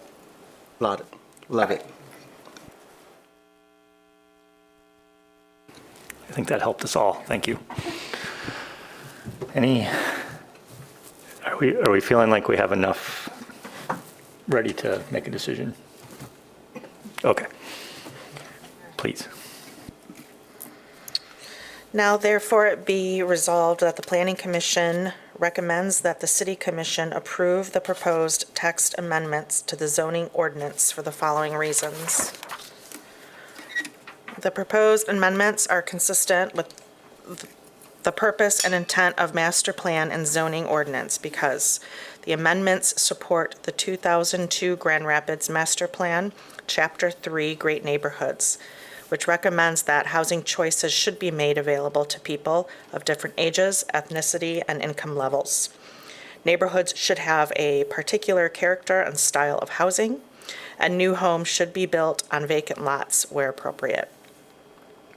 The proposed amendments will enhance the functionality or character of the future developments of the city because the amendment will provide opportunities for infill development in already developed areas of the city.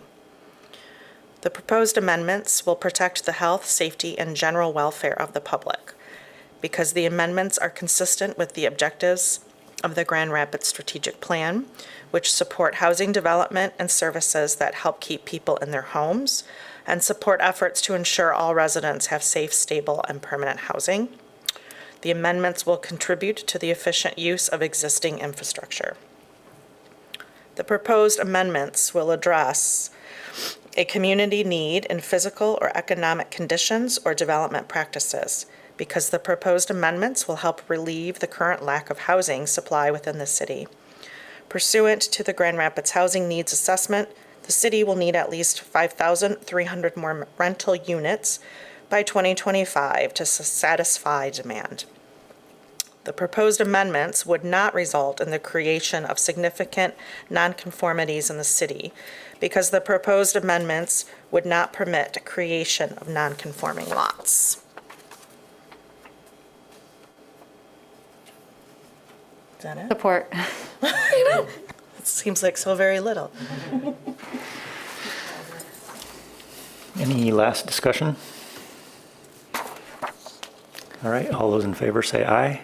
Aye. Any opposed, same sign? Passes. Thank you.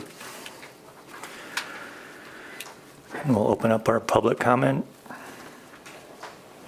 period. And then we'll close our public comment period.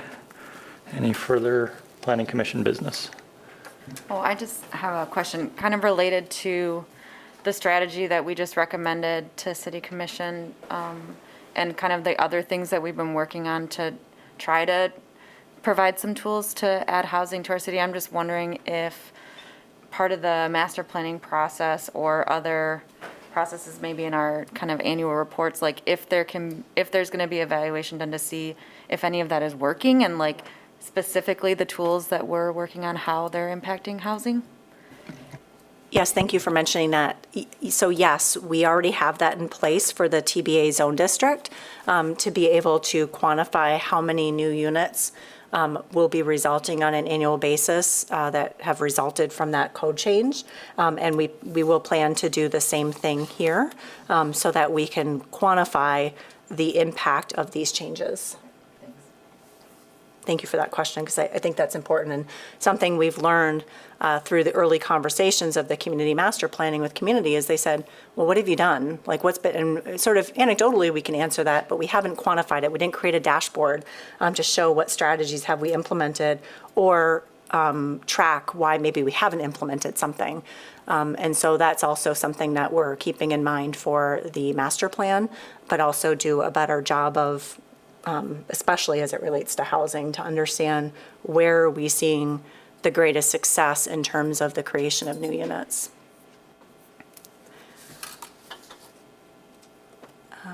So we do have our March 10th Planning Commission meeting. At this time, we don't have any applications for the March 24th meeting. I think, is that deadline passed, Elizabeth? So I'm giving myself a birthday present, I think, and we won't be having that day. Yeah. We were reserving it, so if there did happen to be some low-income housing tax credit projects, and we have the ability to put that on the agenda, we will still do that. So probably within the next week or two, we will officially confirm whether we are having that meeting, but at this point, it's not looking like we will need to have that March 24 meeting. It has passed, okay. So I want to leave us a little bit of wiggle room just in case we have something that comes out of the woodwork. Usually nothing good happens when that comes out of the woodwork at this time, but we usually know about the projects by this point, but yeah, so I wouldn't anticipate it, but we'll confirm within the next week or so. Notice is due next Tuesday, so we know by then. Okay, thank you all. We are adjourned.